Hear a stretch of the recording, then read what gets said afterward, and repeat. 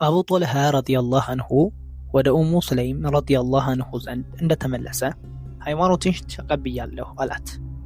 በዚህ ጊዜ ኡሙ ሱለይም ረዲየላሁ አንሁ ልጇን አነስ ኢብኑ ማሊክን ረዲየላሁ አንሁ እንዲህ አለችው፣ አነስ ወይ ከአቡ ጦልሃ ጋር አጋባኝ። ይህንን በመሰለ ሁኔታ ነበረ ኡሙ ሱለይም ቢንት ሚልሃን ረዲየላሁ አንሁ አቡ ጦልሃ አልአንሷሪን ነጃሪን ረዲየላሁ አንሁ ያገባችው። ጥሎሿ ደግሞ የነበረው የእርሱ ኢስላምን መቀበል ነበረ። ነቢዩ ሰለላሁ ዐለይሂ ወሰለም ሙሃጅሮችንና የመዲና አንሷሮችን ወንድማማችነትን በሚያስተሳስሩበት ጊዜ ወደ አቡ ጦልሃ ረዲየላሁ አንሁ ቤት ገብተው ወንድማማቾች ሁኑ አሉ። በዚህ ጊዜ አቡ ጦልሃ ረዲየላሁ አንሁ የዓሊይን ረዲየላሁ አንሁ እጅ ያዝ አድርጎ ይህ የኔ ወንድም ነው አለ። አቡበክር ረዲየላሁ አንሁና ኸርጃን ኢብኑ ዘይድ አልኸዝረጅ እንዲሁም በእምነት ወንድማማቾች ሆኑ።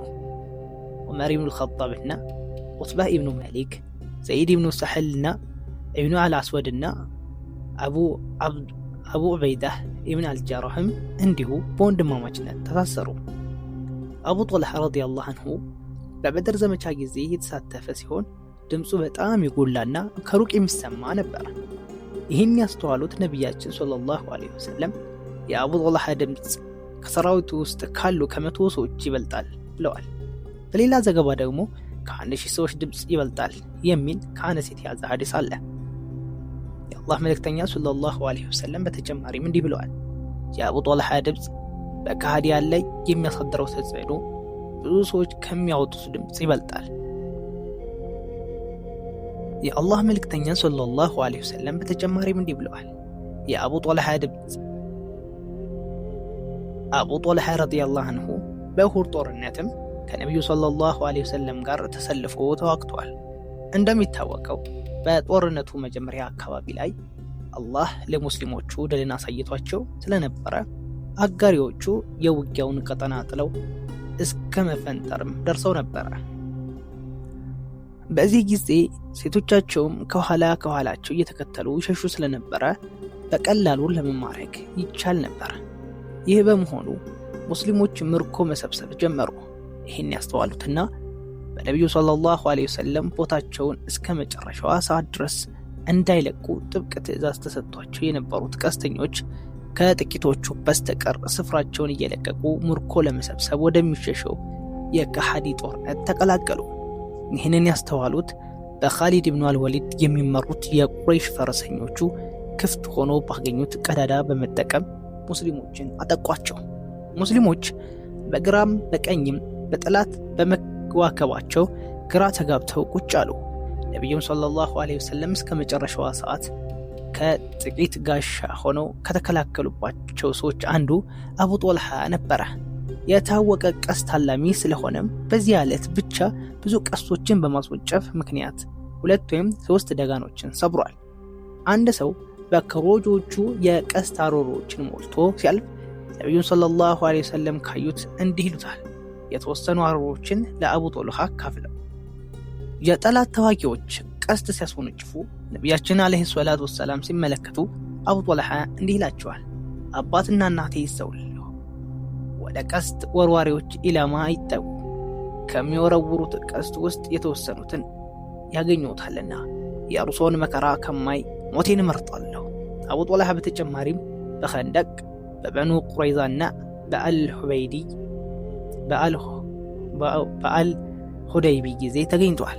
አንድ ዕለት አቡ ጦልሃ ነቢዩን ሰለላሁ ዐለይሂ ወሰለም ፊታቸውን በደስታ እየተፍለከለቀ ሲያበራ ያስተውላል። ከዚያም እንዲህ አላቸው፣ የአላህ መልእክተኛ ሆይ እኔ እንደዚህ ደስተኛ ሆነው ተመልክቼዎት አላውቅም። ነቢዩም ዐለይሂ ሰላቱ ወሰላም እንዲህ አሉ፣ አቡ ጦልሃም ለምን አልደሰትም? ጅብሪል አሁን መጥቶ እንዲህ አለኝ፣ ሙሐመድ ሆይ ሰለላሁ ዐለይሂ ወሰለም ጌታ ወደ አንተ የላከኝ ከአንተ ህዝቦች ውስጥ በአንተ ላይ ሰለዋትንና ሰላምን የሚያወርድ የለም፣ የአላህ ለእርሱ 10 ምንዳ የሚጻፍለት ቢሆን እንጂ። እንዲሁም 10 ኃጢአቶች ይማሩለታል፣ ጀነት 10 ደረጃዎች ከፍ ይደረግለታል። ይህን የመሰለ ሰለዋት ይወርድበታል። ወደዚህም በሚመራበት ጊዜ ለመላእክት አጠገብ ሲያልፍ መላእክቱ ምን ይላሉ? የአላህ ሶላት ሰላም በነቢዩ ዐለይሂ ሰላቱ ወሰላም ላይ ባወረደው ሰው ላይ አንተም ሰለዋት ላይ በአንተም ሰለዋት ይውረድ ይላሉ ነቢዩ ሰለላሁ ዐለይሂ ወሰለም። በተጨማሪም እንዲህ ማለታቸው ተጠቅሷል። ጅብሪል ወደ እኔ መጥቶ እንዲህ አለኝ፣ ሙሐመድ ሆይ ጌታህ እንዲህ ማለቱ አያስደስትህምን? ከህዝቦችህ ማንም ሰው በአንተ ላይ አንድ ጊዜ ሰለዋት ቢያወርድብህ እኔ ደግሞ 10 ጊዜ በእርሱ ላይ ሰለዋትን አወርድበታለሁ። እንዲሁም በአንተ ላይ አንድ ጊዜ ሰላምታ ቢያቀርብ እኔ ደግሞ በእርሱ ላይ 10 ሰላምታን አቀርብለታለሁ። ኢማሙ አሕመድ አነሲህ አልሐኪም በሙስተድረክ ኪታባቸው አቡ ጦልሃ ጠቅሰው ሐዲሱን ዘግበዋል። መካ በተከፈተች ጊዜ አቡ ጦልሃና ባለቤቱ ኡሙ ሱለይም ረዲየላሁ አንሁ ከነቢዩ ሰለላሁ ዐለይሂ ወሰለም ጋር አብረው ነበሩ። አቡ ጦልሃ ረዲየላሁ አንሁ በሁነይን ዘመቻ ጊዜም ተገኝቶ ነበረ። በዚያ ጊዜ ነቢዩ ሰለላሁ ዐለይሂ ወሰለም ማንኛውንም ከሃዲ የገደለ የእርሱን ንብረት እንደሚወርስ ተናግረው ነበረ። በዚህም እድል በመጠቀም አቡ ጦልሃ ረዲየላሁ አንሁ 20 የሐዋዚያን ሰዎችን ገድሎ ንብረታቸውን ሁሉ ወርሷል። በሱረቱል አሊ ኢምራን አንቀጽ 92 ላይ የምትወዱትን እስከምትለግሱ ድረስ በጎን ስራ አታገኙም፣ ከምንም ነገር ብትለግሱ አላህ ያውቀዋል። ከላይ የቀረበው የቁርአን አንቀጽ በወረደ ጊዜ አቡ ጦልሃ ወደ ነቢዩ ሰለላሁ ዐለይሂ ወሰለም መጣና እንዲህ አላቸው፣ የአላህ ነቢይ ሆይ አላህ የምትወዱትን እስከምትለግሱ ድረስ በጎን ስራ ዋጋዋን አታገኙም ይላል። ነገሩ እንደዚያ ከሆነ ለእኔ በዚህ ዓለም ላይ ያለኝ ተወዳጅ ንብረቴ በይሩሃ የሚባለው የአትክልት ስፍራ ነው። ይህን ቦታ ለአላህ ብዬ በሰደቃ መልክ ሰጥቻለሁ። በዚህም ምንዳ ከአላህ ብቻ ከጃይ ነኝ። የአላህ ነቢይ ለፈለጉት ሰው ያከፋፍሉ። ነቢያችንም ሰለላሁ ዐለይሂ ወሰለም እንዲህ አሉ፣ ይህቺ በእርግጥ ትርፋማ ንግድ ነች። እኔ የምመርጠው ግን አንተ ለቅርብ ዘመዶችህ ብታከፋፍላት ነው። አቡ ጦልሃ ረዲየላሁ አንሁ እሺ እንዳሉኝ አደርጋለሁ አለ። ከዚያም ለስጋ ዘመዶቹ አከፋፈላት። በመሰናበቻው ሐጅ ጊዜ ነቢዩ ሰለላሁ ዐለይሂ ወሰለም 90,000 ሙስሊሞችን አስከትለው ነበረ ሐጅ ያደረጉት። በዚያ ጊዜም አቡ ጦልሃም ተገኝቷል። የሐጅ ስነ ስርዓቶችን እንዳጠናቀቁ ነቢዩ ሰለላሁ ዐለይሂ ወሰለም ራሳቸውን ተላጭተው የቀኙን ግማሽ ጎን ባልደረቦቻቸው ለሆኑ ሰሃቦች እንዲከፋፈሉ ሰጧቸው። እነርሱም 1 ወይም 2 ዘለላ ፀጉር ለእያንዳንዳቸው ተከፋፈሉ። የግራውን ግማሽ ግን ሁሉንም ለአቡ ጦልሃ ሰጡት። ተወዳጁ ነቢይ ሰለላሁ ዐለይሂ ወሰለም በሞቱበት ጊዜ ባልደረቦቻቸው መቃብራቸውን ለመቆፈር ፈለጉ።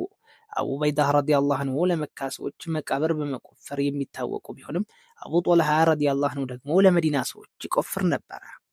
አጎታቸው አባስ ኢብኑ አብዱል ሙጠሊብ 2 ሰዎችን አስጠርተው አንዱን ወደ ኡበይድ ረዲየላሁ አንሁ ሌላኛውን ደግሞ ወደ አቡ ጦልሃ ላኳቸው። አባስ ረዲየላሁ አንሁ ይህን ካደረጉ በኋላ እንዲህ አለው፣ አላህ ሆይ ለነቢይህ የሚሻለውን ሰው ምረጥ። መጀመሪያው ሰው አቡ በይዳ ፈልጎ ሊያገኛቸው አልቻለም። ሁለተኛው ግን አቡ ጦልሃ ይዞት መጣ። እርሱም የነቢዩ ሰለላሁ ዐለይሂ ወሰለም መቃብርን ቆፈረ። መቃብሩ ሳይቆፈር በፊት የት ቦታ መቀበር አለባቸው የሚለው ጥያቄ አወዛግቦ ነበረ። አንዳንዶች በመስጊድ ውስጥ መቀበር አለባቸው ሲሉ፣ ሌሎች ደግሞ ከሌሎች ባልደረቦቻቸው ጋር በአልበቂ መካነ መቃብር መቀበር አለባቸው አሉ። በዚህ ጊዜ አቡበክር እንዲህ አለው፣ እኔ አላህ መልእክተኛ ሰለላሁ ዐለይሂ ወሰለም እንዲህ በማለት ሲናገሩ ሰምቻለሁ፣ አንድ ነቢይ ሲሞት በሞተበት ቦታ መቀበር አለበት። ስለሆነም አቡ ጦልሃ ነቢዩን ሰለላሁ ዐለይሂ ወሰለም የሞቱበትን መኝታ ወደ ጎን በማድረግ መሬቱን ማመስ ጀመረ። አቡ ጦልሃ ነቢዩን ሰለላሁ ዐለይሂ ወሰለም በህይወት በነበሩበት ጊዜ ብዙም ጾም አያዘወትርም ነበረ። ምክንያቱም በእነዚያ ዘመናት ዋነኛ ትኩረቱ ከእርሳቸው ጋርም ሆነ እርሳቸው በሌሉበት ተልእኮ ሲሰጠው ከአንድ ዘመቻ ወደ ሌላ ዘመቻ መብረር ነበርና ነው። ነቢዩ ሰለላሁ ዐለይሂ ወሰለም ከሞቱ በኋላ ግን አቡ ጦልሃ ጾም በሚከለከልባቸው የኢድ ቀናትና ካለመጾም ውጭ ለተከታታይ ሳያቋርጥ 30 ዓመታትን እንደ ጾመ ይነገራል። አነስ ኢብኑ ማሊክ ረዲየላሁ ዐንሁ ሲናገሩ ነቢዩ ሰለላሁ ዐለይሂ ወሰለም ከሞቱ በኋላ አቡ ጦልሃ ህይወቱን በሙሉ ከ2 ኢዶች በስተቀር በጾም ነው ያሳለፈው።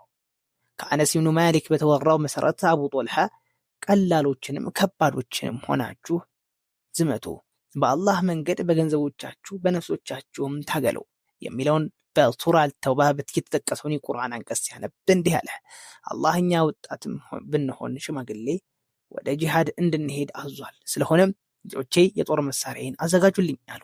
ልጆቹም እንዲህ አሉ፣ የአላህ እዝነት በአንተ ላይ ይሆን። አንተ ከነቢዩ ሰለላሁ ዐለይሂ ወሰለም ጋር ሆነ ስትዋጋ ኖርሃል እስኪሞቱ ድረስ። ከዚያም ከአቡበከር ረዲየላሁ ዐንሁ ጋርም እስኪሞቱ ድረስ ተዋጋ።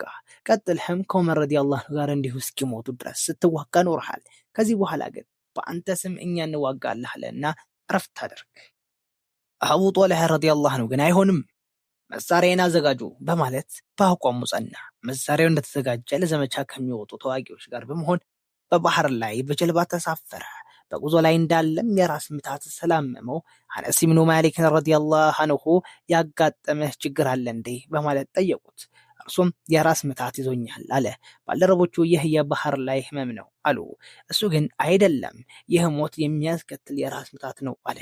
እንዳለው በዚያ ጉዞ ላይ ያለ የመጨረሻ ትንፋሹን ተነፈሰ። ሙጃሂድ ሆኖ ወደ ዘመቻ እየሄደ ህይወቱ አለፈች። ምንኛ መታደል ነው! አቡ ጦልሃ በዚያን ጊዜ የ70 ዓመት አዛውንት ሆኖ ነበረ። ባልደረቦቹ በውሃ ላይ ለ7 ቀናት ያህል ሲጓዙ አስክሬኑን የሚቀብሩበት ደረቅ መሬት ወይም ደሴት አላገኙም ነበረ። መጨረሻ ላይ ሲቀብሩትም በድኑ አንድም ጠረን ወይም የመቀየር ሁኔታ አላሳየም። የአላህ ሰዎች የሚገርም ሀያቱ ሷሃባ ያአላህ ኻቲማችን አላህ ያሳምረው። ቪዲዮውን እንኳን ለመጨረስ አቅም የለንም።